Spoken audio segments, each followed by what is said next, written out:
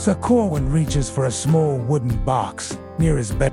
Its hinges creak softly as he opens it. Inside lie carefully folded parchment pages, old letters, ink faded by time, and a small token wrapped in blue silk, a ribbon from his childhood home. He touches it gently, as if afraid it might crumble.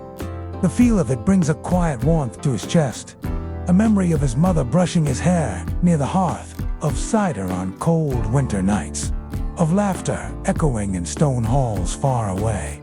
He closes the box slowly, lays it beside the sword. Tonight, he has said his prayers.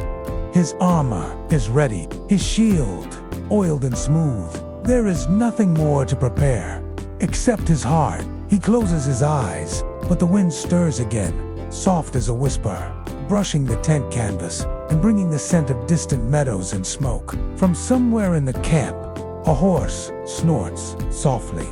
Then silence returns. So Corwin lies back, arms crossed over his chest like a resting statue, and stares upward at the tent's ceiling. As if it were sky, the owl calls once more. Even in stillness, he listens to the world breathing around him and to the quiet voice of courage that always arrives just before dawn, as the stars wheel slowly above the canvas sky. So Corwin listens to the hush between heartbeats. He is not afraid. He is not afraid. Only aware of the hush in the camp.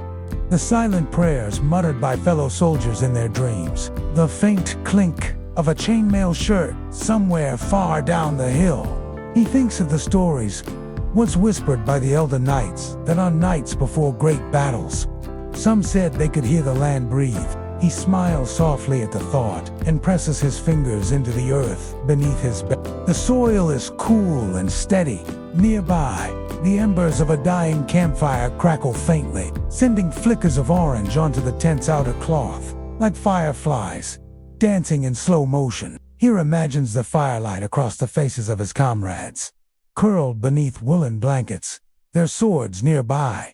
Some snore gently, others whisper in their sleep. Peace can still live inside the pause before conflict. A breeze moves through the camp again, lifting corners of tents, rustling parchment scrolls, carrying with it the scent of horses, burned oak, and morning dew not yet born. So Corwin finally exhales and closes his eyes once more. Time drifts like mist.